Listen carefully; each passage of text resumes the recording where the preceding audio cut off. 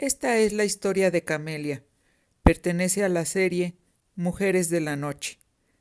Es una historia de la escritora Patricia Ivonne Fuentes. Esperamos que la disfruten.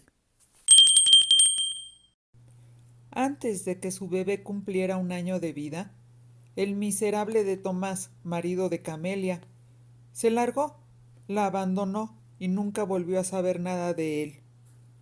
Podría decirse que su abandono ya se veía con bastante anticipación. Camelia tenía sus teorías. Una de ellas era de que su marido le surgió la idea de largarse justo después del nacimiento de su hijo, al que bautizaron como Alan.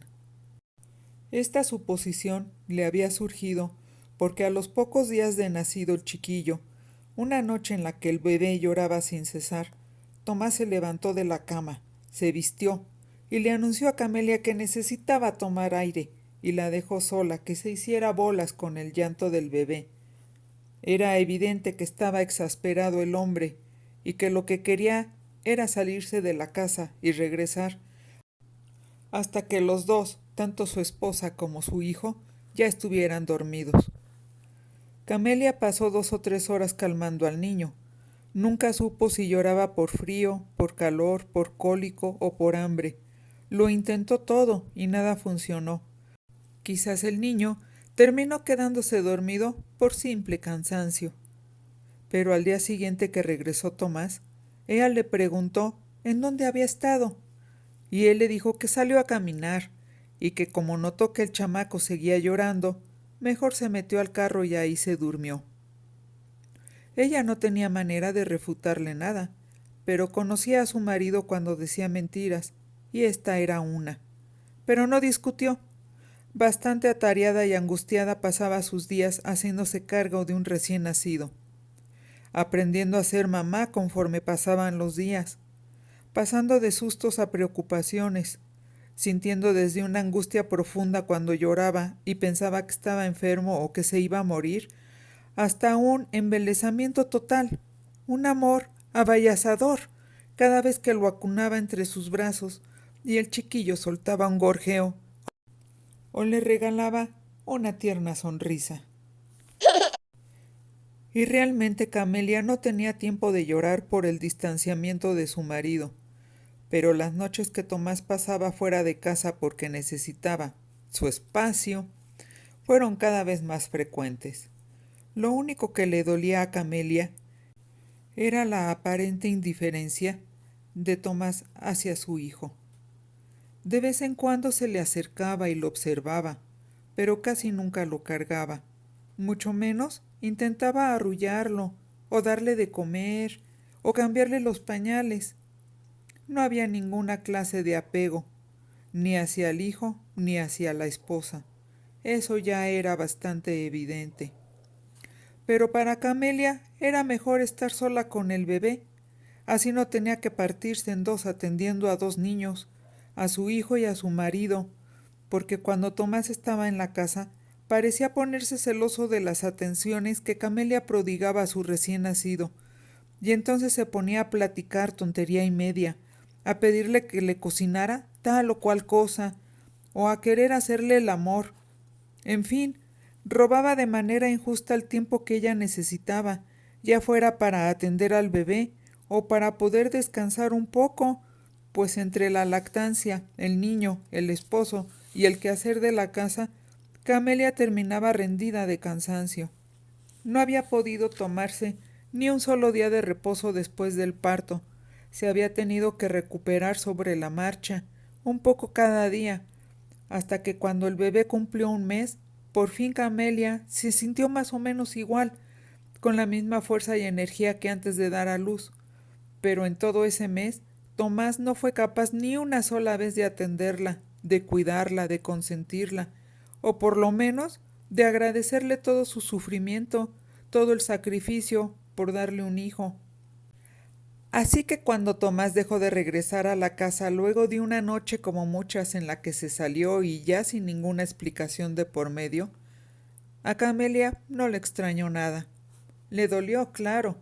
Malditos hombres, se dijo a sí misma, pero no tenía tiempo de quedarse cruzada de brazos. Tenía un hijo al que debía y quería sacar adelante, a como diera lugar. El problema era que el infeliz ese se había largado sin siquiera dejarle para la comida, y ella tenía que pagar la renta y 1000 cosas más. Dejó de comprar pañales desechables desde antes de que el idiota huyera, pero comprendió que aunque ahorrara lo que costaban, invertía muchísimo tiempo lavando los pañales de tela, poniéndolos a solear y planchándolos. En ese tiempo podía ganar dinero, pero pues, ¿cómo? ¿Quién iba a cuidar a su hijo? No tenía ninguna clase de seguridad social. Por lo tanto, el acceso a los servicios médicos o a las guarderías le estaba negado. Además, creía que ya ni había guarderías. Recordaba haber visto una noticia en la que mencionaban que las guarderías habían cerrado por falta de presupuesto gubernamental. Eso significaba que tenía que trabajar a como diera lugar, no solo para solventar sus gastos, pagar la renta, mantener al niño, sino para tener un fondo de reserva por cualquier contingencia de salud, poder ir ella o el niño al doctor privado, o pagar una guardería para ella tener todo el día libre y poderse dedicar a trabajar. Sopesó sus escasas posibilidades. Podría buscar un trabajo de sirvienta en alguna casa de ricos, en donde le proporcionaran un techo en donde refugiarse con su hijo, donde le dieran los alimentos y un sueldo para ir comprando lo que su bebé necesitara. Esa no era tan mala idea, aunque sabía que iba a estar difícil. Empezando porque cada vez había menos ricos, y los que quedaban no le abrían las puertas de su casa a cualquiera. Esa opción no iba a ser de un día para otro, pero como fuera, se puso a buscar agencias de colocaciones, y cargando con el pequeño, yendo a pie a casi todos lados para ahorrarlo del taxi, metió su solicitud en 3 lugares, y en los 3 lugares le advirtieron que lo que ella quería era casi imposible, que en ningún lado la iban a querer con el chamaco, que bien haría dándolo en adopción o en llevarlo con sus abuelos para que ellos lo criaran. Pero ella manifestó que esperaría por si surgía alguna oportunidad, pues deshacerse de su hijo era algo impensable. Antes muerta, les enfatizó. Tal y como sospechaba que pasaría, nunca le llamaron de ninguna de las 3 agencias. Para cuando llegó el día de pagar su renta y el marido seguía sin regresar y el dinero ya se había acabado, Camelia se puso práctica y antes de entrarle al oficio de lleno, se dijo que era la única y mejor opción que le quedaba. Aceptó que muy desde el principio ya sabía en lo que iba a terminar, no más que le dio largas al asunto. Sin embargo, el día decisivo había llegado. Se bañó, se arregló con esmero, pero sin que su aspecto delatara sus intenciones. Se abrió la blusa un poco más de lo normal, como si fuera un descuido, dejando ver lo que por el momento era propiedad exclusiva de su niño, un pecho lleno, grande, duro de tanta leche que cargaba. Se puso un poco de perfume, pues le quedaba muy poco en el frasco, y lo iba a tener que racionar durante quién sabe cuánto tiempo. Se enchinó las pestañas, se puso brillo en los labios, se soltó la melena y esperó. A las 12 del día, puntual como siempre, el casero llegó a recoger la renta. Camelia le ofreció una disculpa. Le contó con los ojos humedecidos de lágrimas que aquel infeliz bueno para nada se había largado dejándola a su suerte. Le confió que antes de conocer a Tomás, ella era una mujer muy deseada, con muchos pretendientes, que no sabía dónde tenía la cabeza cuando se enredó con ese irresponsable. El casero la había ido escuchando. Mientras ella se limpiaba una lágrima de su mejilla, él veía su escote. Mientras ella se levantaba para buscar un pañuelo, él veía sus caderas bajo la ajustada falda. Cuando ella estaba sentada frente a él, platicándole sus desventuras, él se imaginaba entre aquellas piernas bronceadas, brillosas, suaves. El casero le dijo que no se lo tomara mal, pero que una mujer tan hermosa, No tenía por qué pasar por esas angustias. Ella supo que el anzuelo ya estaba clavado, y solamente era cosa de jalar del cordel. Le dijo que ella no importaba, que lo realmente importante era sacar al hijo adelante, que ni siquiera tenía para los pañales, ni para las papillas, ni para pagar gas y calentar el agua para bañarlo. El casero le dijo que él podía hacerle un préstamo y olvidarse de la renta, pero que ya no aguantaba más, que ella siempre le había gustado y que pues ella tenía lo que él quería y él tenía lo que a ella tanta falta le hacía.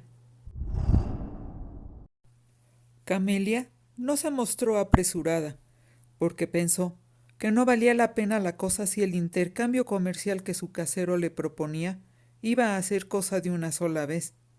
Ella necesitaba saber que la renta y un dinero extra iba a estar ahí cada mes, así que puso en marcha un plan diseñado con poca anticipación, pero por los resultados conseguidos, a prueba de fallas. Y le dijo que él también le gustaba, que desde que lo vio cuando llegaron a rentar, ella y el pendejo ese de Tomás, había pensado que era un hombre muy interesante, con clase, con estilo, no era para nada un patán como el imbécil con el que ella se había casado. Con esas pocas palabras, Camelia triplicó el interés del casero, y cuando después de media hora de retozar en la cama, el casero se despidió, dejando varios arrugados billetes de 200 pesos sobre la cómoda, su interés ya se había multiplicado por 100. Claro que los vecinos se dieron cuenta de las visitas semanales del casero a la Camelia, pero nadie dijo nada. Quizás no aprobaban la situación, pero era claro que la comprendían. ¿Qué otra cosa hubiera podido hacer ella? Al principio, fue una muy buena ayuda no tener que pagar renta y tener algunos pesos para pagar la luz y el gas, pero Camelia se cansó de comer diario consomé con patas de pollo. Ay, de vez en cuando compraba un poco de fruta, pero si no se conformaba con zanahoria, chayote, calabacitas, alguna papa. El chiste era llenar la panza, más si estaba amamantando a Alan, pero ansiaba poder comer un buen bistec, grueso y jugoso, con papa al horno, o por lo menos tener dinero sobrante como para irse a la plaza a echarse unos tacos de carnitas. Pero eso parecía un sueño, porque pronto se dio cuenta de que su intercambio con el casero no era suficiente para recuperar su antiguo estilo de vida, cuando ella y el imbécil de Tomás trabajaban y juntaban sus sueldos para hacerle frente a los gastos y darse sus gustos. Y pensaba, con razón, que no podía pedirle más dinero a su casero, porque corría el riesgo de matar su interés, y ella no podía darse el lujo de perder la fuente de su único sustento y el techo bajo el cual vivía con su hijo. Por lo que, sintiéndose acorralada, asustada por el panorama que imaginaba que tendría que enfrentar con un angustiante futuro lleno de deudas y estrecheces, si ella no hacía algo y pronto para cambiar su situación. Una o dos veces por semana empezó a salir de noche, ahí, a la avenida cercana, a pararse en la esquina y a hacer trabajos rápidos dentro de los coches que se orillaban, porque pues tenía que dejar solito al niño en su cuna. Y conforme el pequeño Alan fue creciendo, ella fue afianzándose más y más en el oficio. El casero ya nunca le volvió a cobrar la renta y quedaron como buenos amigos. Él sigue llegando a veces, a visitarla, pero casi siempre nada más para platicar, para comer, para pasar el rato entre los dos, echarse una copa. Quizás exista un poco de cariño entre ellos, pero cada uno sabe que no es bueno tocar ese tema. Saben que así están bien, y que su relación debe mantenerse así, sin ningún compromiso, tal y como empezó. Camelia, como muchas otras mujeres, empezó a talonear por pura necesidad, pero no se le puede reprochar nada. Es muy buena madre. Daría la vida por su hijo si fuera posible. El tiempo ha corrido y está consciente de que la belleza y la juventud se acaban y que no siempre ganará lo suficiente para seguir cubriendo sus gastos. Pero eso sí, Inteligente siempre ha sido y sabe planificar, y por lo mismo está ahorrando. Y ahora que su hijo va a la escuela y ella dispone de todas las horas de la mañana, se metió a estudiar computación y cuando termine su carrera tendrá más herramientas para seguir adelante. No le queda de otra. A la vida hay que hacerle frente. Claro que a veces se le presentan obstáculos y en esos casos se da permiso de llorar un poco, pero después sigue adelante.